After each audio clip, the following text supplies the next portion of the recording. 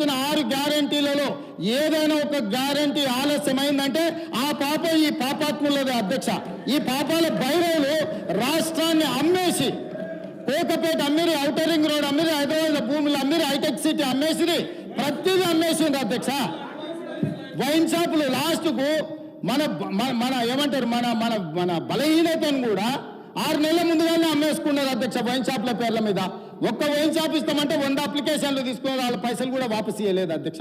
పాప ఏదో వ్యాపారం అవుతుందని వాడు 50 వేలు కడితే 1000 కోట్ల రూపాయలు అవి కూడా కొల్లగొట్టి, అంటే వ్యసనాలు ఉన్న వాళ్ళను కొల్లగొట్టారు, వ్యాపారాలు చేసిన వాళ్ళని కొల్లగొట్టారు, 60 ఏళ్ళు మనం సృష్టించిన సంపదను కొల్లగొట్టారు, కాంట్రాక్టర్ల పేరు మీద కొల్లగొట్టారు, బ్యాంకుల పేరు మీద. అధ్యక్ష, ఏమైనా అప్పు తెచ్చుకుంటే మిత్తి అనేది అడుక్కుంటాం మనం, అరే తక్కువ చేయబా మిత్తి ఎట్లా ఇట్లా అయితే అని.